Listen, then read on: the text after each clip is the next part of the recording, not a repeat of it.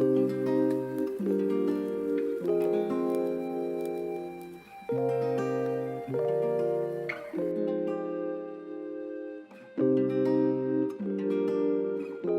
evening, Toronto. You're listening to Lovers Rotation here on CIUT 89.5 FM, the one and only sound of your city. Welcome back and welcome home to your soulful sanctuary here in our beautiful city of Toronto.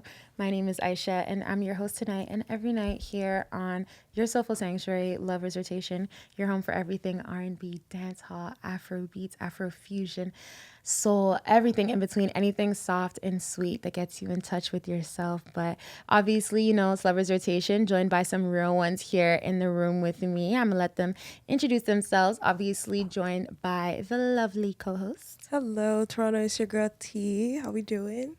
I'm good. How are you? Feeling good. Feeling good? Yes. Perfect. All right. Well, we have a very special guest in the building tonight. Definitely one of the hottest uprising R&B voices here in Toronto. You guys are in for a treat. You're going to get the most sultry yet tasteful vibes here on Lovers. But I'm going to let him introduce himself as well. What's going on, y'all? It's your boy iBXRHM, singer, songwriter. And yeah, he tapped into Lovers Rotation, y'all.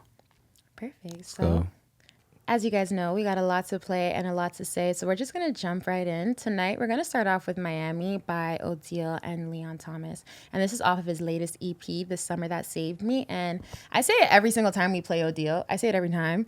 We love Odile here, and he cannot miss, okay? He signed to LVRN, a US-based R&B label, and he's originally from the UK, and he brings such, like, the perfect Afrobeat flair to like contemporary R&B that he just never misses. And this time he teamed up with Leon Thomas. So I'm gonna let you guys feel it for yourself.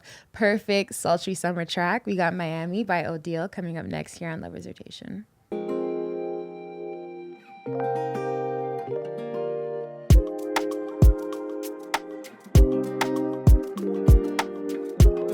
Welcome back to Lovers Rotation. You guys just heard Still Choose You by our honored guest tonight, Yes, iBXRHM and Gordon, who's actually in the building right now. Shout out to Gordon. Shout out my brother Gordon, man. Another very, very talented artist coming out of the city. So tell us about how this collab came to be. Were you guys, like, did you meet through making music together and you decided to make the track? Or was it like you knew you were always on the same wavelength and it just was born out of that? Yeah, so we connected like a couple of years ago and just been, you know, obviously supporting each other's journey while working alongside each other. This song actually I worked on last fall. I was just coming back from LA. I had a show out there at the Peppermint Club and, you know, wanted to come back to the city in the fall time and just capture the essence of, you know, what Toronto is during that time of year. I had the beat. We were at a session. Like, I produced it alongside my brother JP. Shout out my bro JP.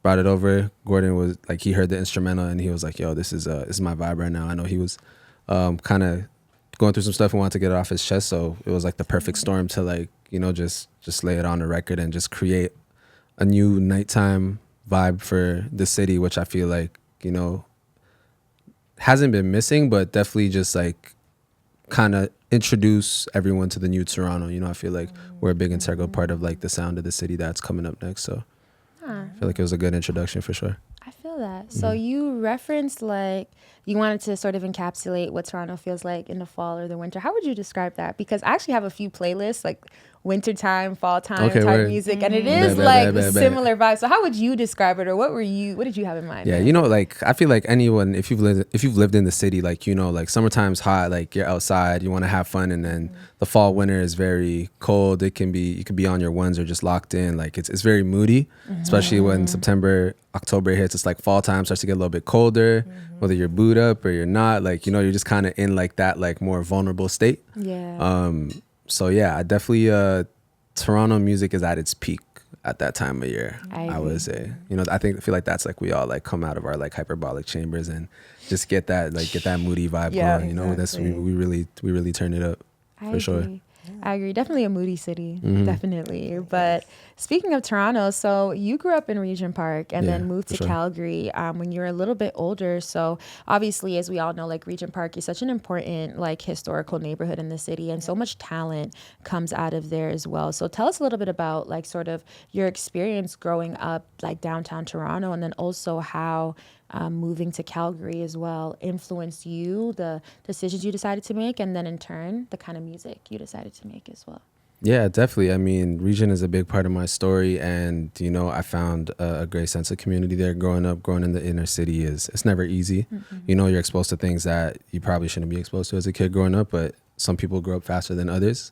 But on the music side, like growing up with friends and seeing them like step into their own light and, you know, just create lanes and careers for themselves, be able to travel, see the world, you know, get their music in front of so many people and just, you know, like see life outside of the neighborhood was really inspiring for me, especially when I moved out to Calgary.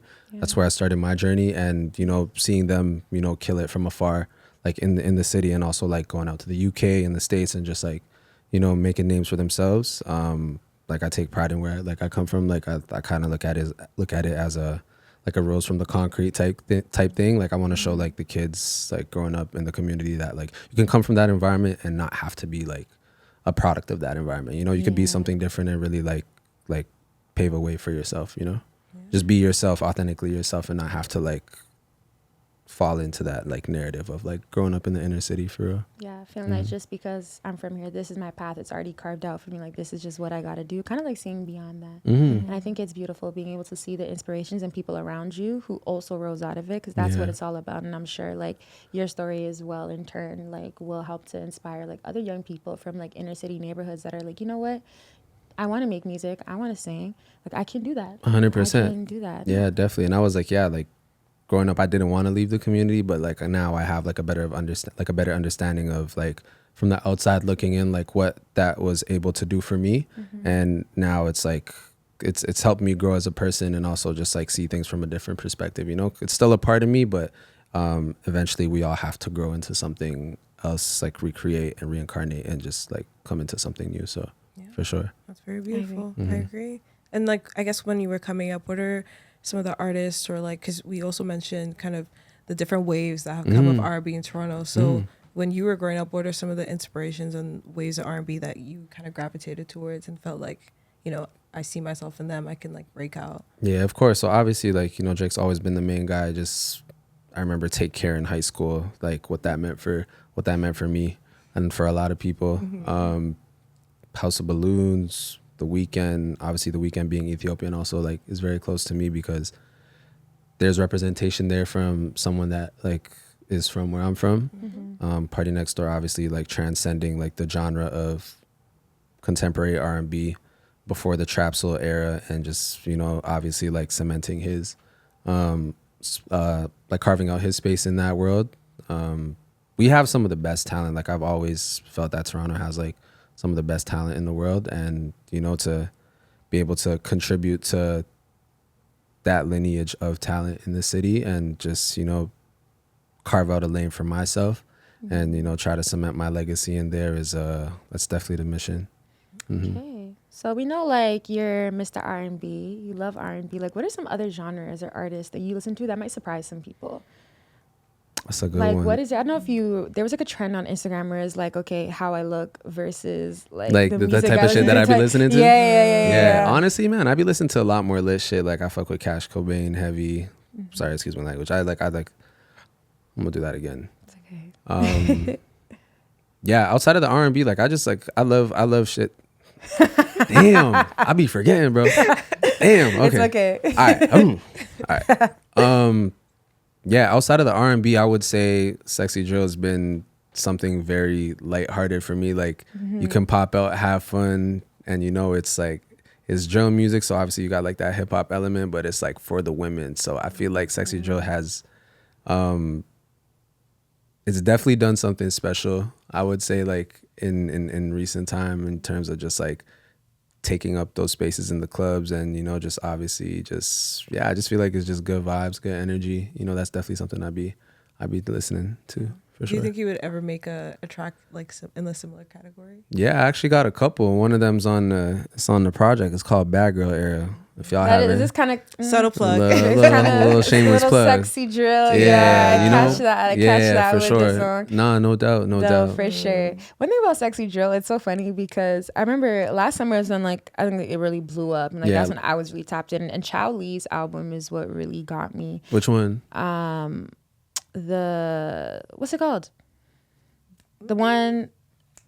And it's the girl on the cover. Her legs are On the open. car? On the car. Yeah, that's a crazy cover. Oh, what's the album called? I know again? exactly. It's not. No, It's not Act No, but Act Bad Twin is on it. But I know which one you're talking You know about, what I'm talking though. about. Yeah, Guys, yeah, believe me, yeah. like I ran that album down shout out to all Chow, summer. man. Shout out to But Chow. it's crazy Yeah. because I didn't realize how unhinged sometimes it can sound to other people. Because I over here listening to songs and I'm like, oh yeah, and I flip you over and then come to my house and like all this stuff. And then I played it around a friend and he was like, what? It's crazy. Yeah, even like, man, like I remember even listening to some stuff with my girl. I think it was Miss Beautiful V. Oh, I love that and song. she's like, yo, like that, like them lyrics are crazy. Like how's he out here like saying shit like that, you know? So Man's like, I don't care who you're with. It could be my guy. It could be hey yo. And then he's like, crazy. what That's are crazy. you listening to? But then by the end, he's just like, okay.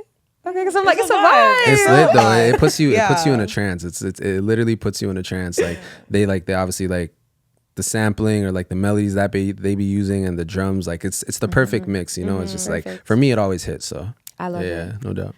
So what are some other artists you've been listening to lately? Like what have you been bumping these days? Still bumping Leon's Project Mutt.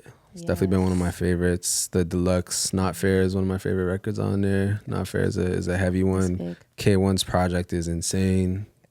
She's been on a crazy run in the last year or so. She's been killing it. I would definitely say those two. In more recent time, definitely K1 for sure. Yeah, that project is fire. K1's crazy. Like that was really, really good. That album was amazing. Yeah, Back of the Club. Back of the club. There's drugs in that song. 100%. Right? Y'all think business. people be saying? I don't know if y'all be seeing online, but they be saying like she's like the female version of Tori. Do y'all like agree with that? Like, I don't know if that's a compliment. Okay. but like no, like Okay. like musically though. We're just talking music. We're just talking sonically, music, I can see what they're Sonically, going for. especially but that song. I think she's better. I was gonna say I see what they're going I for. think she's Word. better. I think she's better. And you know what? It's Yes. not hot take time, but I just feel like even before Tory Lanez, you know, I never really like fully tapped into the Tory Lanez vibe. I'm like, it's good music, like it's good R&B, but it never like knocked me off my socks. Or I was Word. never just like, oh, Tory. Yeah. Interesting. I wasn't like super crazy impressed. Yeah. But I mean, I obviously didn't also like jump too much into That's his fair. discography. And I think that maybe just because like maybe vocally, like I wasn't like crazy into like his music. I'm like, it was good music. But I personally, for my personal opinion, I think that K1 is Better. from what I'm seeing That so is a far. hot take. You heard it That here is first. that is a hot You heard it here take. first. That is a I'm hot sorry. take. That is a hot take. I'm Honestly, sorry. I Tory back that. Nation, I don't back eat me that. up. Nah, but- shout out to K1. Shout out to Tori too, Yeah. man. Shout out to Tori too. Yeah. Man. Shout out to Tori. Sure. No, I feel like it's different kinds of R&B too. I feel like when Tory Lanez was like at his like hot moment and he was dropping the band, because I remember like his chicks tapes, Yeah. and stuff. I think that's what he would call it. Like it had some good songs on there, but I feel like More recent, it's shifted quite a bit. the Like, it's sound more has recent shifted, or stuff. like the needs of the genre, or like the what people are gravitating towards are a little bit. Like it's funny you said Tory Lanez because my friend texted me the other day. She's a goof. She was like, "Would you say K1 is like the lesbians Justin Bieber?" And I'm just like, girl, That's no, she's crazy. crazy. And so I'm just like, I wonder where you're going with this because I've been Yeah. hearing different things, but I can see That's the a crazy comparison one. though.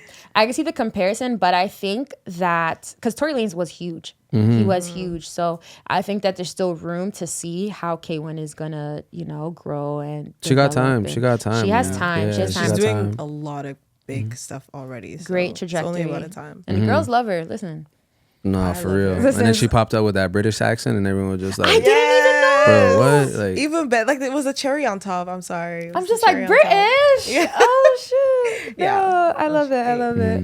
We All love right. Well, we're gonna jump into the next set of tracks. We're gonna start off with "Whoever You Want" by Gordon. So tell us about your connection to song. We know your relationship with Gordon and how great that is, like musically. But what is your connection to this song personally?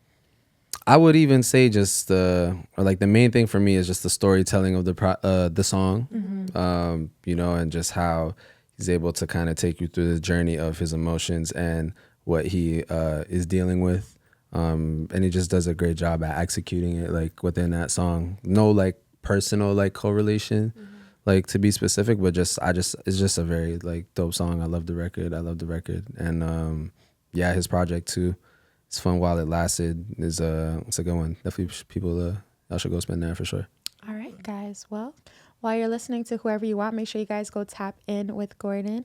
Tap in with iBXRHM before we come right back. So just sit back, relax, and enjoy Whoever You Want here on Lover's Rotation.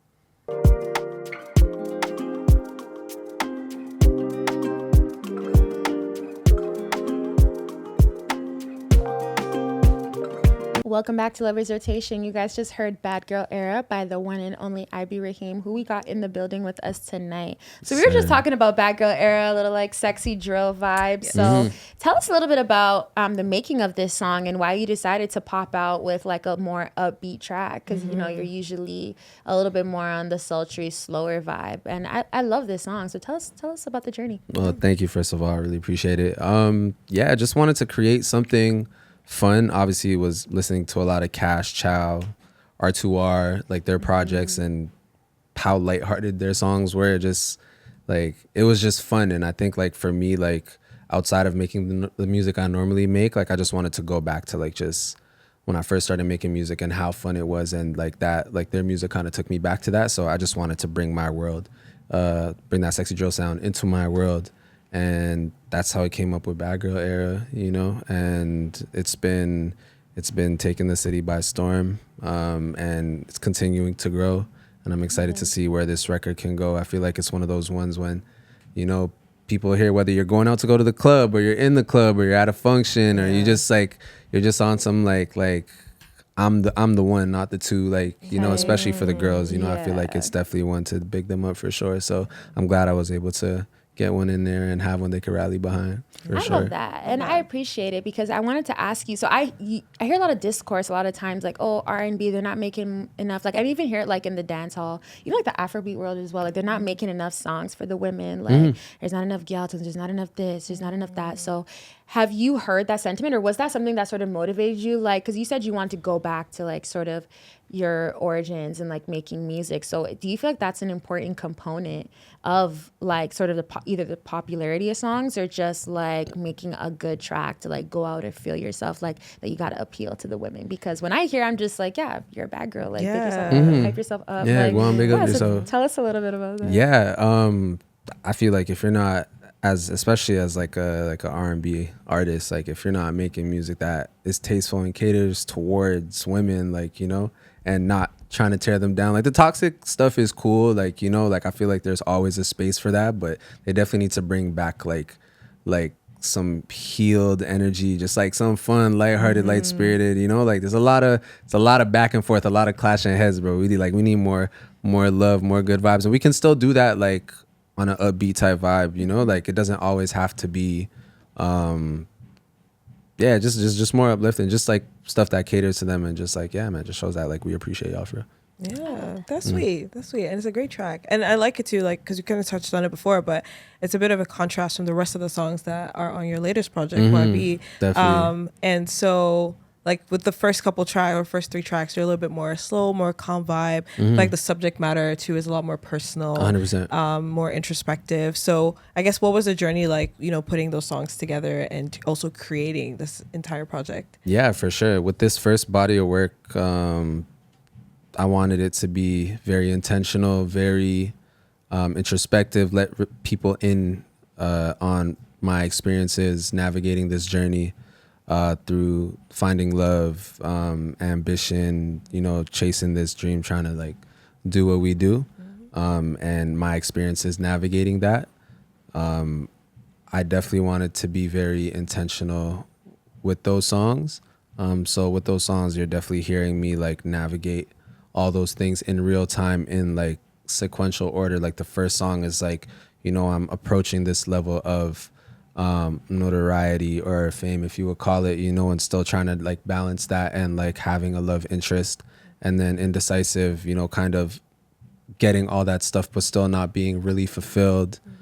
Still Choose You, more so trying to refocus that energy of, you know, pursuing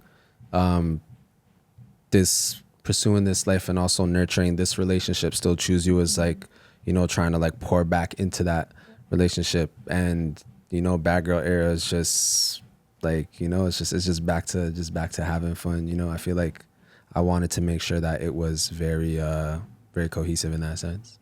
Yeah.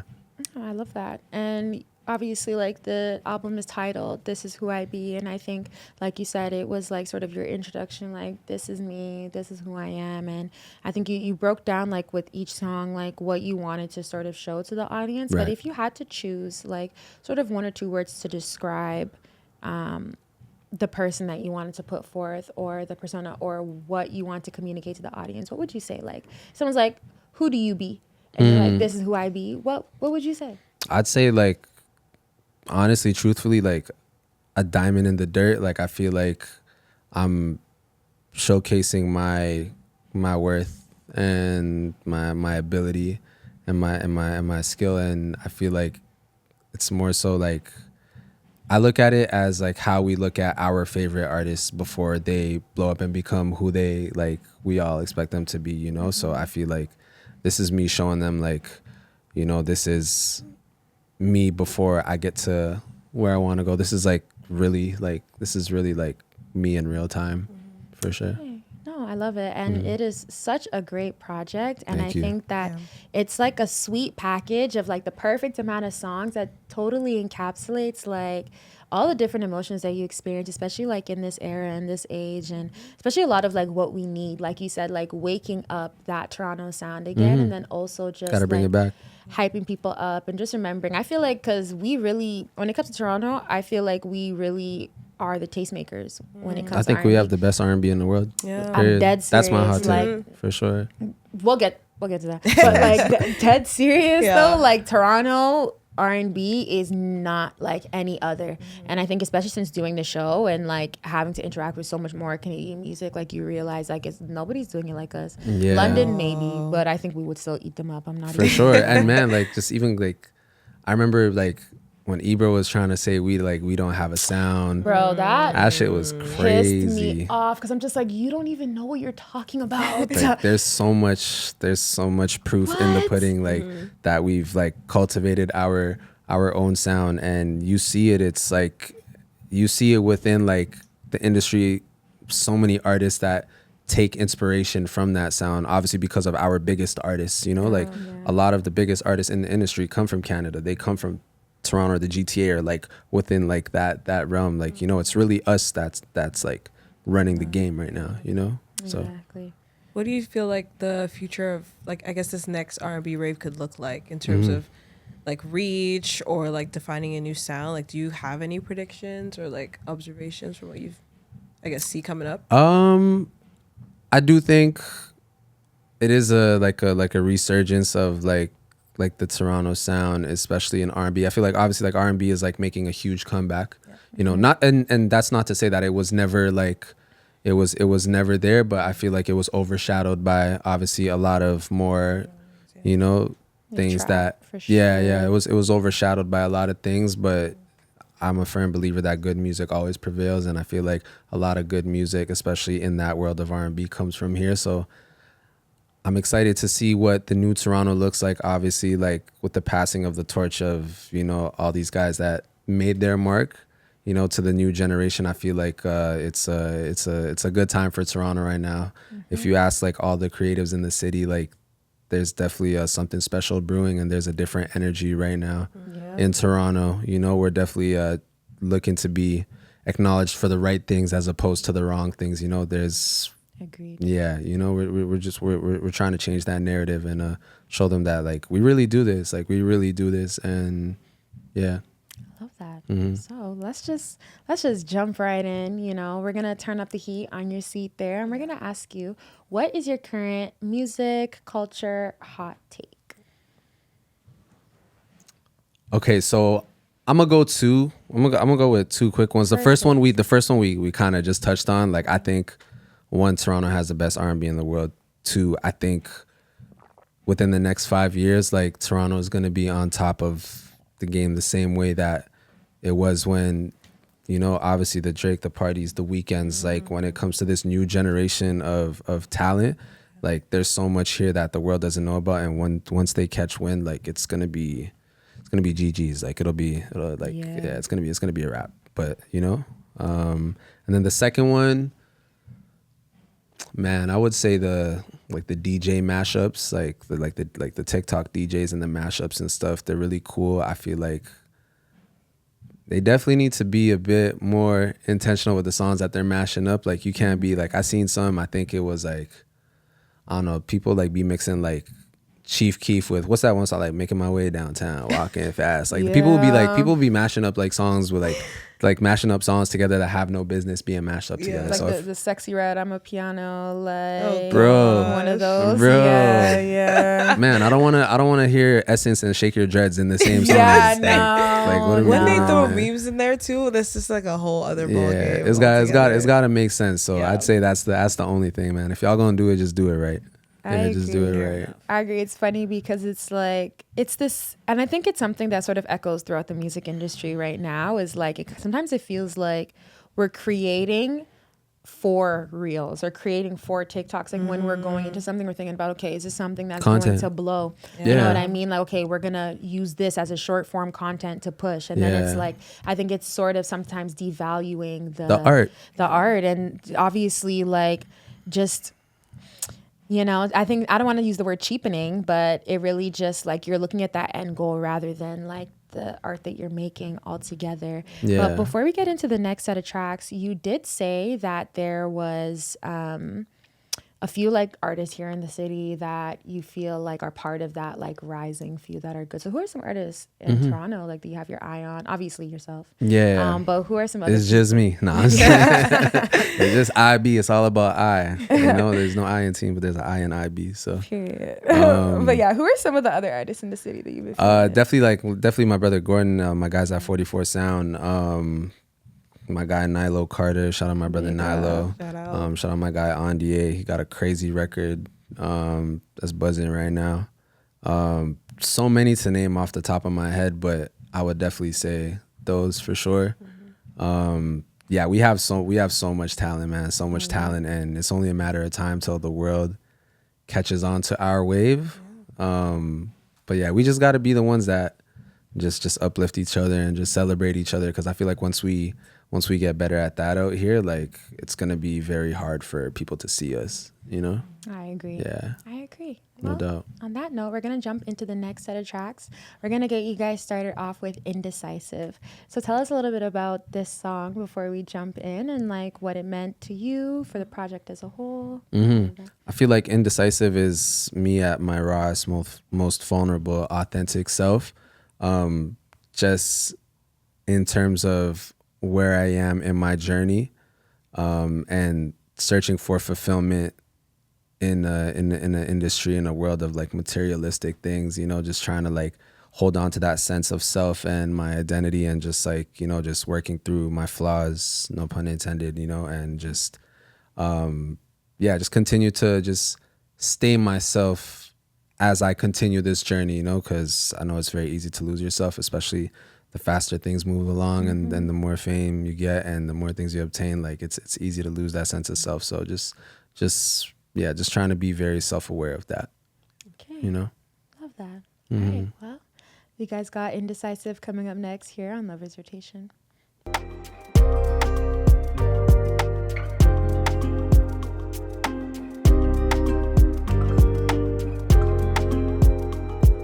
Welcome back to Lovers Rotation. You guys just heard Back of the Club by K1, who we've been raving about pretty much all episode, just about like how talented she is, and such a surprise that she's British. I think it's really, really interesting when you can't hear it on the track. It's weird how they sound American or like North American. One of the coolest things ever. As soon as you hear them talk. So tell us about why you chose to play Back of the Club today. Honestly, just the production I think was a big piece of it. Definitely took me back to like 2000s, like Mary J. Blige. Like I feel like it gave like that golden era of R&B, and also just like the vocal stacks, just the overall like the vocal production, the actual beat production, just like it's just a very well put together record. There's a sense of nostalgia, but also a very refreshing feel. And I think it's definitely it's helped her like kind of bridge that gap between like new R&B fans and like older R&B fans. Like yeah, she definitely she's doing a real good job at that right now. I agree. All right, so before we say our goodbyes and head out, we're gonna touch on a few things. Let's first start with what has been on your mind and your heart these days. The floor is yours. It's your therapy session. Whatever you want to say. What has been on IB's mind? Amen. Having ADHD is a gift. I feel like it's the reason, it's the way, I don't even know. Like my ADHD is already going through the roof right now. No, but like I think musically. Yeah, No, for real. Yeah, I think just like I don't know if I want to do that anymore. I'm gonna run it back. Take your time. Yeah. Yeah, no, it's true. What's on my mind? What is on my mind? Literally anything at all. Love Island this season was terrible. Let's not get started because this is Aisha's like this is her Roman Empire right now. Okay. Yeah. So you've been watching Love Island? Oh, we're tapped all the way in this year. Yeah. Last year too, but this year I think it's more popular this year, but it's just for all the wrong reasons. I totally agree for with all that. the wrong Okay, reasons. so let's Totally get agree into a with little that. bit because we hear a lot of different opinions about Love Island. You guys don't want to hear what I think, but I've been watching Love Island for maybe like 4 years or so now. So I'm not like an old OG fan, but definitely not one of the newer fans. But this season's different, even between this season and last season. So what are your thoughts? General overview thoughts of this season of Love Island? It's been messy. People getting kicked off for their outlandish comments. Very insane behavior. Alyssa getting the boot on day 2, Sierra getting the boot like last week. Obviously they tried to like replicate last season with some of the cast that they casted. It didn't work. And yeah, you could just tell that they're in like a rush to wrap up the season because yeah, it's been all over the place. It's more like it's a real like game show now. Like people are like just there. It's like an Alliance Island, you know?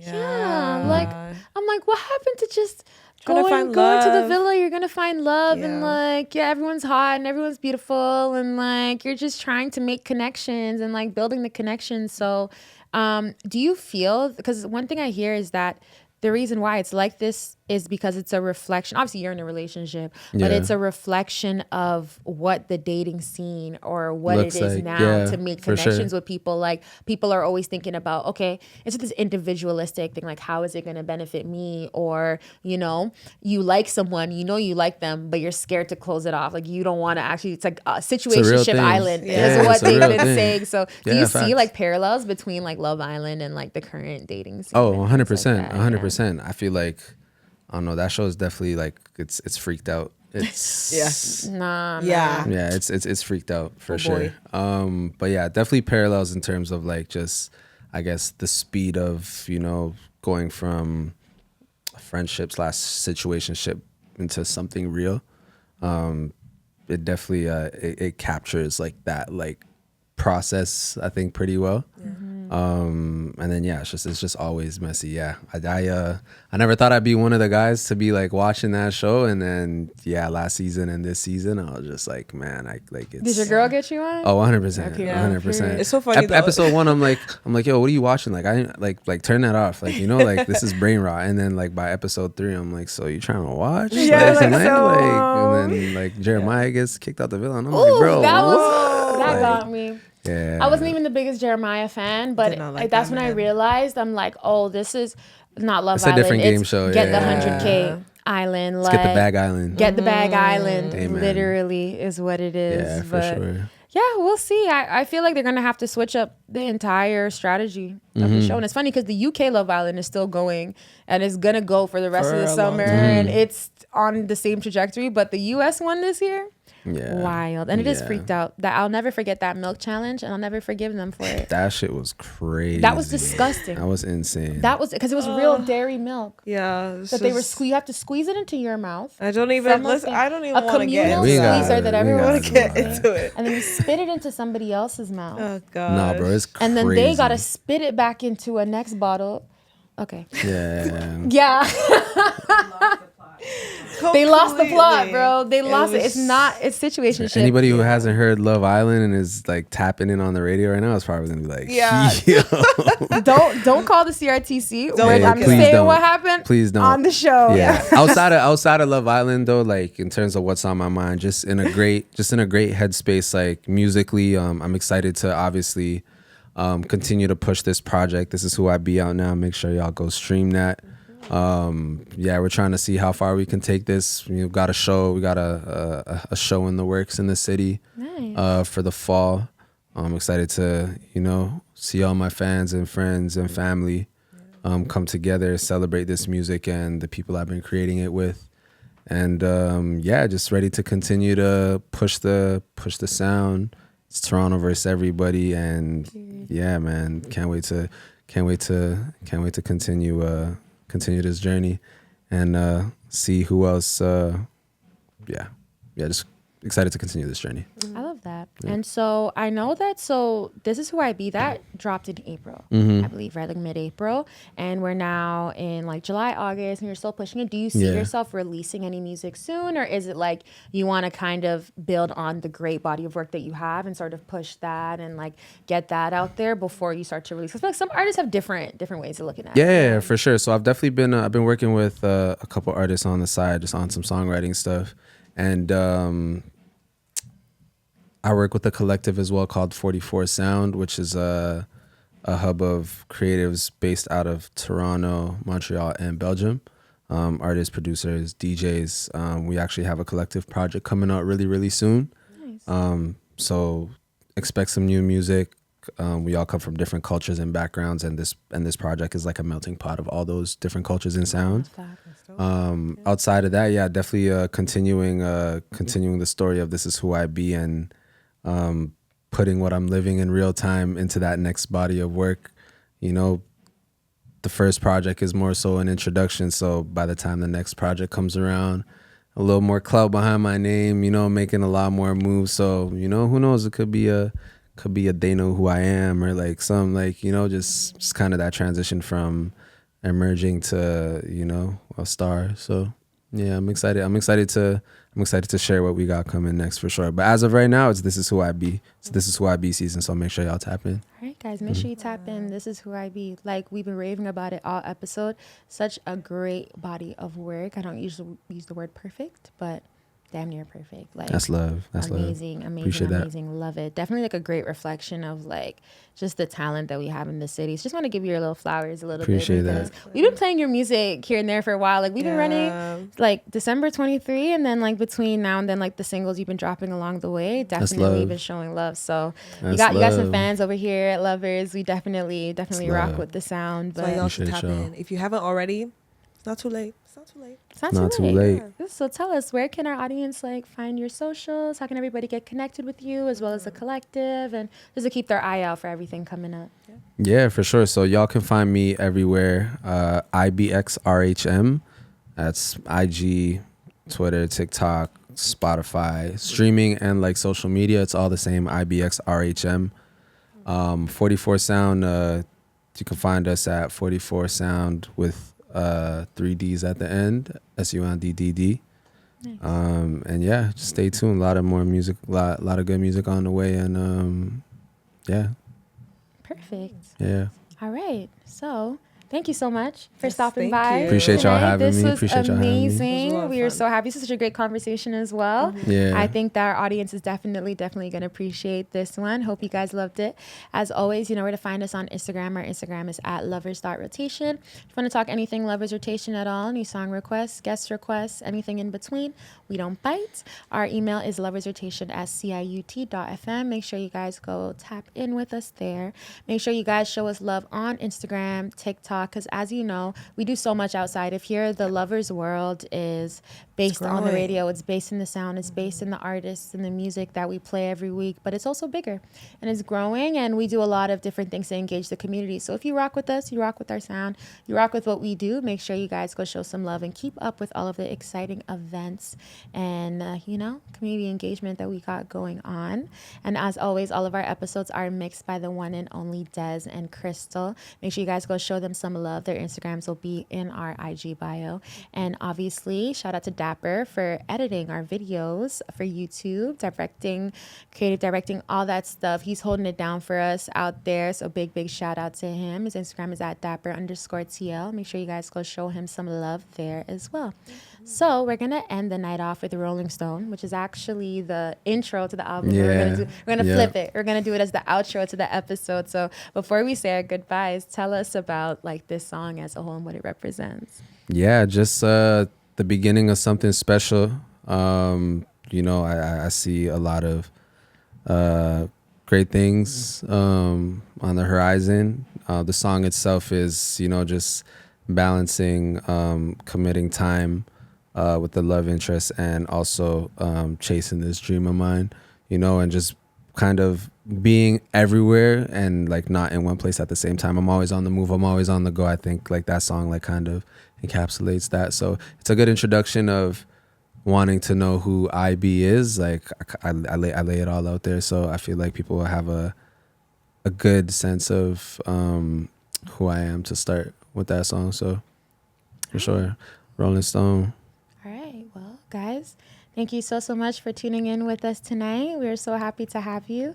As always, make sure to stay connected, stay safe, and smile. Have a great night. This is Rolling Stone. Keep it locked, y'all.